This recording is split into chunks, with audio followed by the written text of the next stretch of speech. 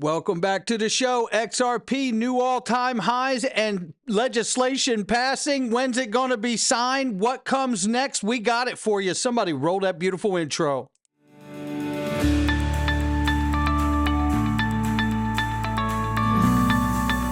Digital Perspectives with Brad Kimes. Come on in.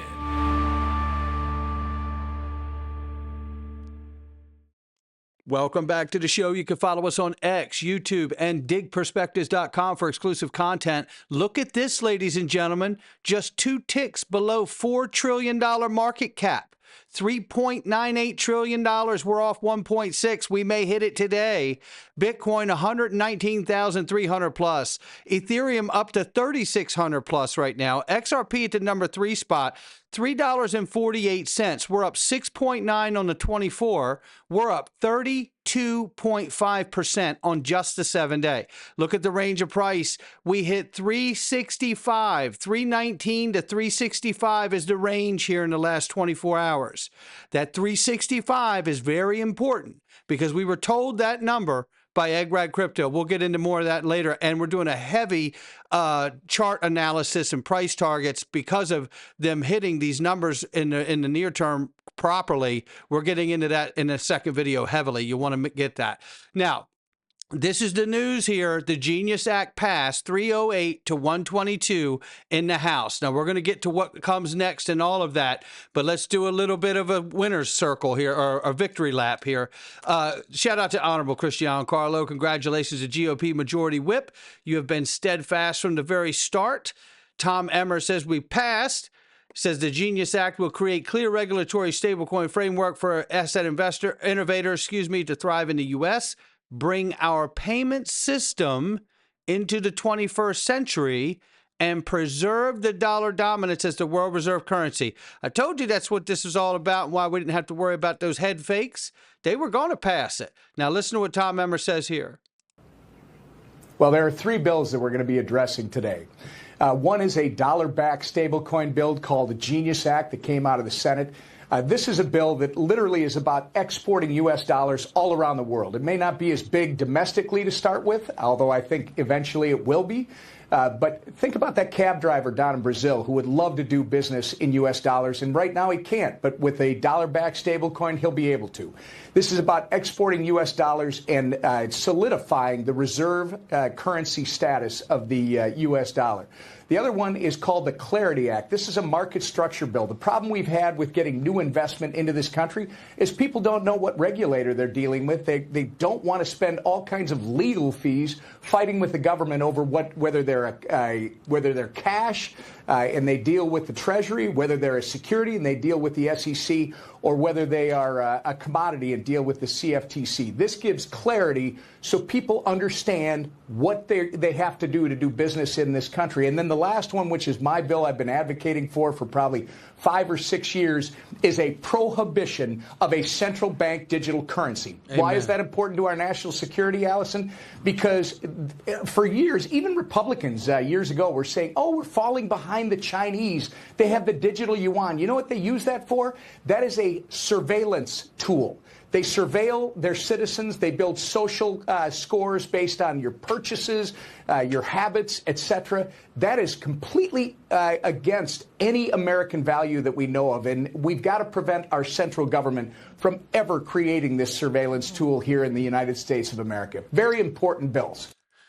Very, very important bills, no question about it. And listen to what Paul Atkins, the new SEC chairman, says right here. This is, look, we have the alignment we've been looking for years.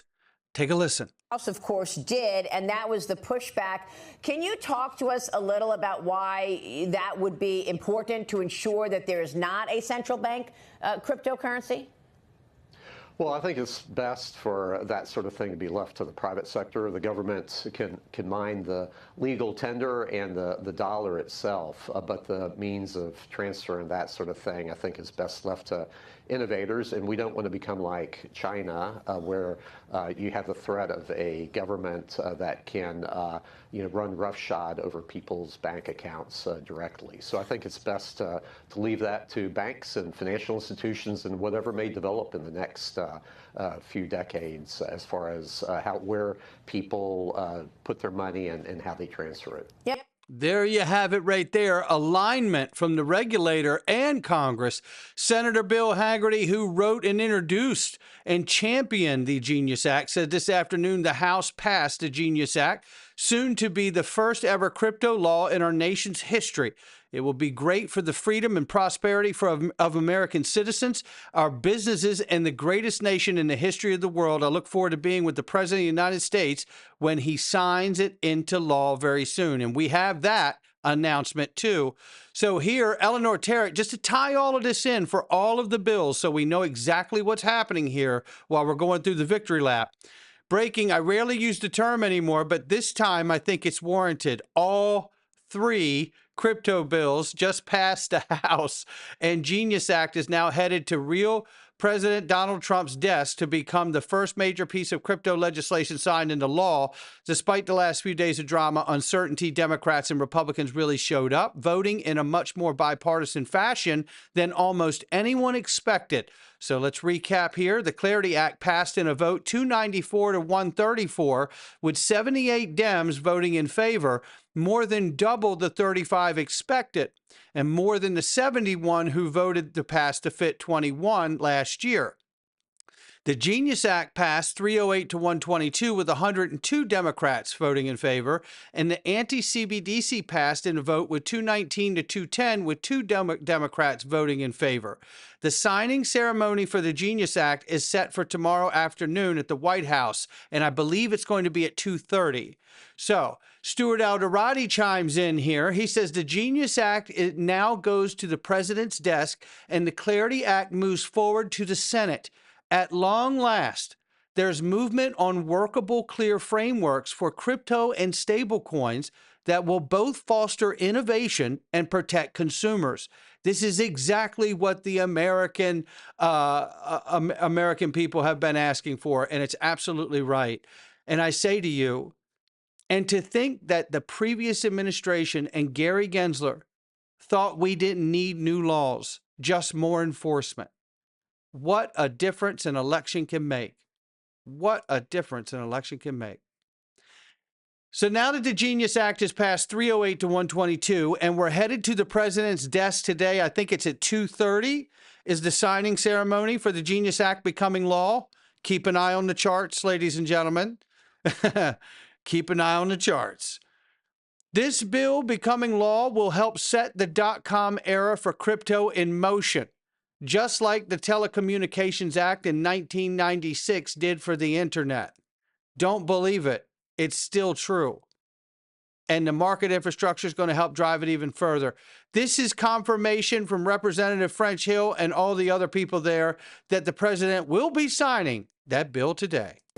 So Bill delivered, and we have partnered with him to deliver here in the House, and now tomorrow, President Trump gets to sign into law his first of several bills to come that will help make America an incredible leader globally in digital assets. And with that, there you have it right there. Confirmation that President Trump will sign the Genius Act into law tomorrow. America's becoming the leader in crypto real time. Like I said, I read somewhere, I looked for it, couldn't find it today, but I read somewhere that that will be at 2:30. So head on a swivel for that. Brad Garlinghouse said this. He said the last major financial regulation bill was passed 15 years ago in response to the 2008 financial crisis. Tomorrow, the signing of the Genius Act, which is today, cements the U.S.'s future in being a leader in truly innovative financial technology, stablecoins.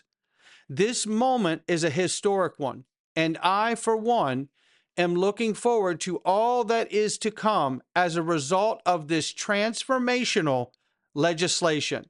And then he thanks to the bipartisan leaders that got it done. And the big part of this right here for me is the results of this transformational legislation. You know, if something changes, it can change back. But when something transforms, it will never go back to the way it was. Words mean things. This is not going back ever. Luke Thomas posted on top of Brad Garlinghouse's post and said this: the Genius Act will supercharge layer ones like XRP, ETH, Tron, Algo, XLM, Solana, and others, HBAR and others, right? By accelerating stablecoin adoption. RLUSD, USDC, USDT. Stablecoins are 160 billion today, but set to balloon to 2 to 3 trillion by 2030. They will capture a large chunk of the 150 trillion annual cross-border flows, slashing fees from 3 to 7% to near zero, and revolutionizing domestic payments too. Conclusion: traditional banking rails will be disrupted. Blockchain networks will emerge as the new global financial backbone, powering faster, cheaper, and more inclusive money movement worldwide. That's exactly what's going on.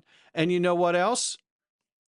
Now that the Genius Act is headed to the president's desk to be signed into law, watch out.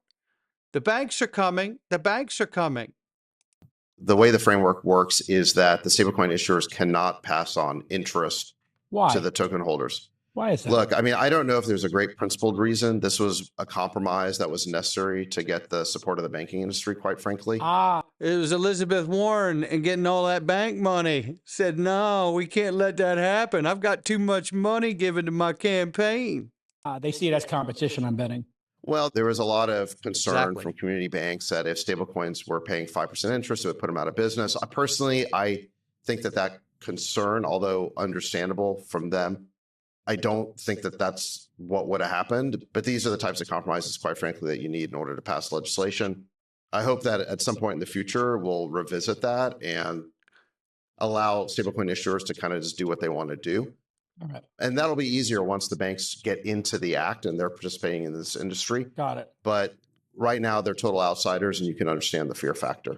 And there it is. They said the quiet part out loud. The banks are scared to death. And you know what else? Take a listen to this. The White House says it is, in fact, exploring de minimis tax exemption for crypto. Of course, now Bitcoin Magazine wants to highlight Bitcoin, but it's for all crypto, essentially. But it's de minimis, meaning that it would be a small a small amount that would probably be capped, whether that's $500 a day or a month or a year or $5,000 a year. You're allowed to not pay capital gains on as long as it's a transactional payment. That may be where we're headed.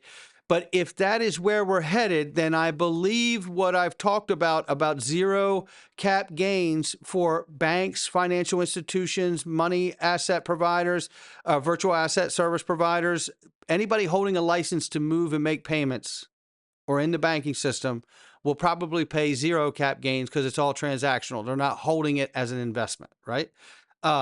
So there we have it. But take a listen. We'll get to questions. Here in our new media seat, we have Frank Corva, who's the White House correspondent for Bitcoin Magazine, which comes at a timely week with crypto legislation moving across Capitol Hill. So why don't you kick us off, Frank, and thanks for being with us. Thank you so much. We appreciate it, Ms. Levitt. Sure.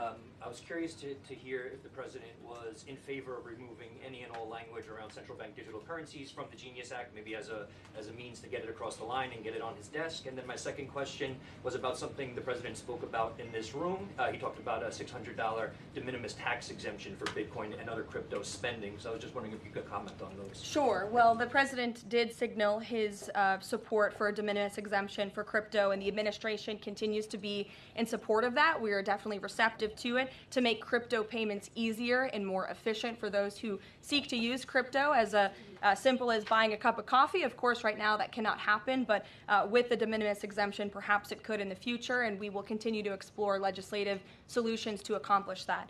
As for the central bank digital currency and the Genius Act, which you noted has passed through Congress and will be sent to the president's desk. I believe the House is voting on it. If they haven't, they should be passing it. We know we have the votes, and we expect it to get to the president's desk, and we are planning a signing ceremony tomorrow afternoon. All of you will get more details on that. This piece of legislation is going to make America the crypto capital of the world. And that no question about it. And I am so excited to watch that signing. But you know what else? At the same time that all this happens, Monica Long decided to come out and rehash that partnership with Control Alt in Dubai and tokenizing real estate over there for the Dubai Land Department. And she says, as trillions of dollars of assets, bonds, stocks, real estate, the list goes on, become tokenized around the world, you cannot overstate the importance of bank-grade custody and security underpinning these assets. Proud to have Ripple custody safeguarding the Dubai Land Department's real estate title deeds tokenized on the XRP ledger. No elementary task. Well, custody is the foundational block for anyone in the legacy economy, the traditional economy. Any legacy players out there know that the first step to getting into this space is figuring out where you're going to custody and tokenize with. And Ripple's got it on lock with Medico and standard custody, right? So that, to me, is a great advertisement that she's sending out like a bat signal to everyone out there that is a financial institution. And for the people who are still on the struggle bus here, the United States of America passing crypto legislation into law is the catalyst for the digital asset space. It is no longer up for debate. The markets don't lie, and passing legislation has proven to be an true unlock.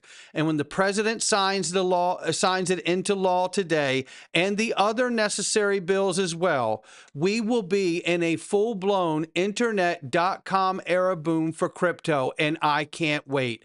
And hats off to Egg Rag Crypto, Dark Defender, Crypto Bull 2020, Coins Kid, and so many other people out here that we've helped, and they've helped us over the years. But he called it right here. 365. That's why the post below was crystal clear. 365 is a major resistance level. Well, I told you to remember this, where we hit our head at. 365. So, as they say in the fortune teller business, nobody can tell you what's happening 5 minutes from now, but they want to tell you what the rest of your life's going to be like. Well, I can tell you right now, this is a clear sign to me that this man knows what the hell he's doing. And he does have a group if you want to join it too. What I can say is when you call the near term for me, and he's done this a bunch. This ain't the first time he's done this, or Dark Defender or others. That's why we use them. Because legislation and having laws for this space has been what's holding us back for the $12 to $20 to $30+ that we see on the charts as well. But 365, that's not a vision anymore. That happened. And where we're going next? Second video, you're going to find out. Not financial advice from me or anyone else. It's just my digital perspectives. By the way, going into the Freedom Zone today, and we're going to revisit a piece of information about how does XRP have $6 trillion in market cap secretly awaiting to go public on the ledger. I'm telling you, you need to hear this. Click the join button and come on in. You won't believe it. We're going in right now. Come on in.